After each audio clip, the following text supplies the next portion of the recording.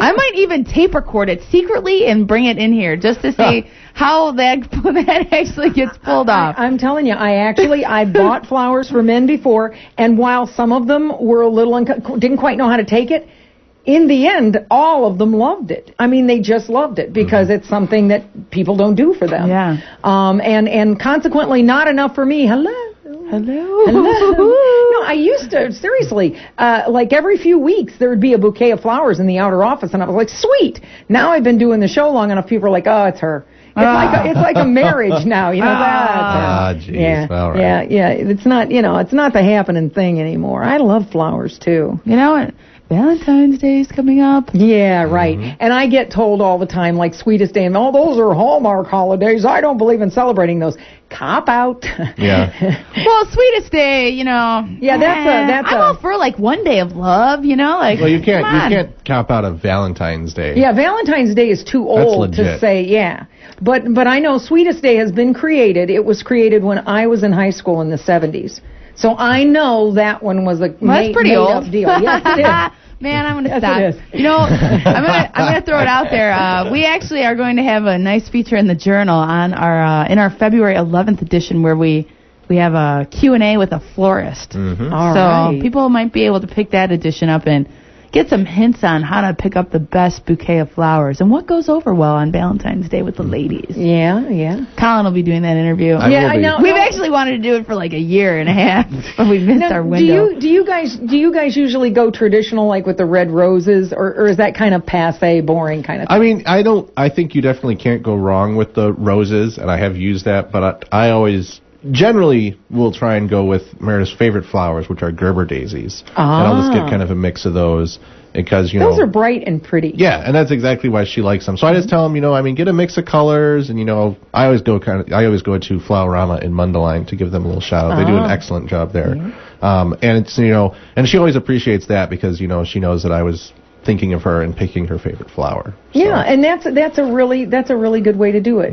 Yeah, I go out there to Lewis a lot of times, and then when I'm sending to my mom, there's a place down in Hodgenville, Kentucky, and they will literally order the flowers that she likes, for me. I only do it a couple times a year, but it's nice because people then, like you say, they know you're thinking of them. Right. You didn't just call up and go, send them that one. The one in the magazine. Yeah. I want that one. Yeah. I want to order number B13. Yeah. B13. Like a Chinese menu. Yeah, right. Yeah, that's right. And a flower from column A and a flower from column B. I like that accent. I don't know what that was. Eat more broccoli. Yeah, that's right. That's right. No more meat for you. Tofu. That's right. Okay, and what are your favorite flowers? I don't know that I have an actual favorite, but I feel like if I had to pick an answer, I'm partial to the black-eyed Susans. Oh, pretty. Ooh. Yeah. Classy. Colin, just so you know. Bosses Day, I think, is in April. Yeah. And very drought tolerant they are, so if you forget to put some water in them, they still hang. They're good, Yeah. I'm a big fan of almost any flower, though. Yeah. And, is there a bad flower? No, not really. Can't think that there is. I like the mixed bouquets a lot of times. Like, for example, I went the other day and I bought a half dozen roses and then one of these mixed bouquets and I jammed the roses down in there.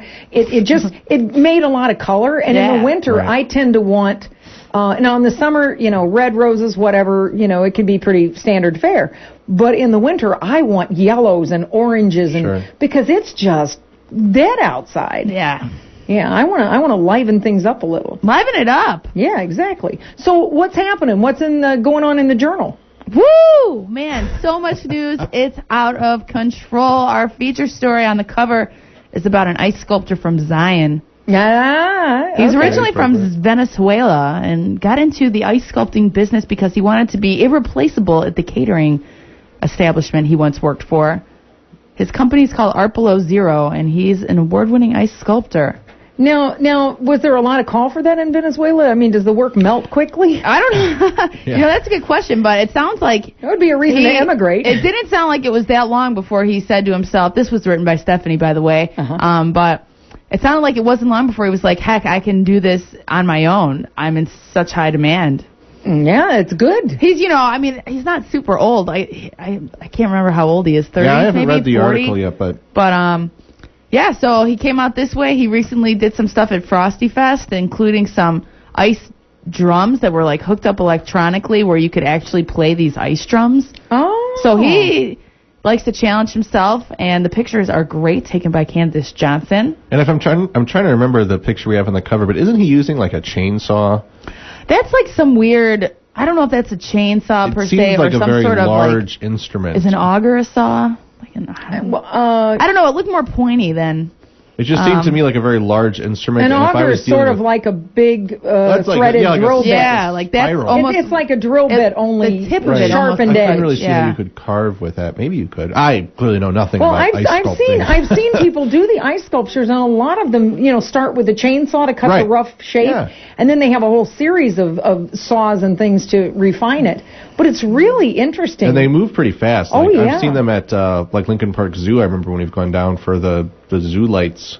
Or during Christmas or whatever, and there'd be people doing ice sculpting, and they go so fast. It's like, you walk down to one end, and they've got a block of ice. You come back, and it's an elephant or whatever. I mean, it's just on one toe. On one toe. Yeah. Nonetheless. And the trunk is now in my drink. Woo! Yeah. So we have that, and Colin was busy this week. I try to keep busy. Keep my that's good. It keeps you out of trouble. Yeah, exactly. But I did the on the record with Q&A feature this week with Laura Conter, who is she's the owner of Lorix Auto Connection in Ingleside. Okay. We spoke about just about the auto repair business. Got some tips in there for people who want to protect their cars. Things you can do on just a regular basis. She pointed out that, a lot of times you'll hear from the car dealer today that, with the synthetic oil they use, you can go 5,000 miles before changing your oil. And she said that you are very wise to stick to 3,000 miles.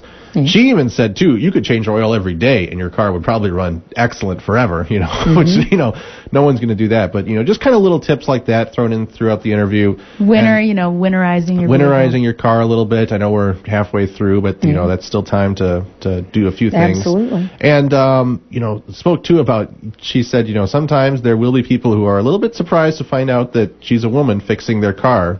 But, she said for a lot of women that they appreciate that because, they like dealing with her more than some mechanic, who they're just uncomfortable with for whatever reason. Yeah. So I've been there. Yeah. But she's been she's been fixing cars for 38 years. She learned from her father and grandfather, and she said she loves it. I mean, it's just there's always something new to learn. I mean, new cars coming out all the time have new things to learn and how to repair it. It's too bad because it makes it a lot harder for people to fix their own cars. Yeah. But it really just kind of shows how valuable it is to have a good mechanic. You have to have somebody you can trust to work on your car, especially in the day and age of computerized ignition systems and things. I mean, my car has one of those keys, and you walk up to it, and it's like some kind of Knight Rider kit you don't card have to deal put the key thing. In or whatever. Yeah, you just touch the door handle, and if you have the key in your pocket, you can get in.